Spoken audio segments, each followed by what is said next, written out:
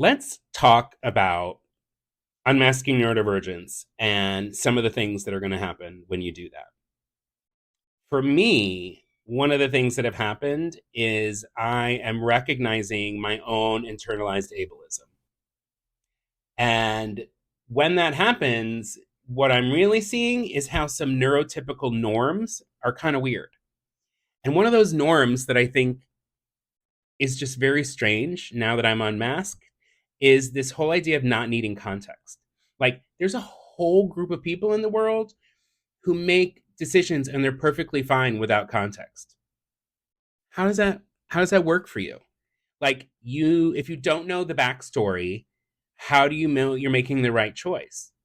If you don't know what your expected outcome is supposed to be, how do you know you're making the right choice? If you don't know how everything's connected or what your motivation is, how do you know you're making the right choice? When I was masking, all the time I would tell myself, Mark, stop asking questions. You're just going to make people mad. So I restricted the questions that I was asking.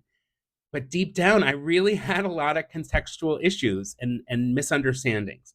And there would be problems down the road because of those sorts of things. I would be confused, others would be confused. Lack of context just causes a lot of confusion and it causes a lot of bad choices without understanding why they were bad choices. It also, when you don't have the context, means you can repeat a lot of your mistakes. So just think about that as you unmask. A lot of these norms that we're following to feel safe when we're masking, they're not always good. Sometimes those norms are the problem and not us.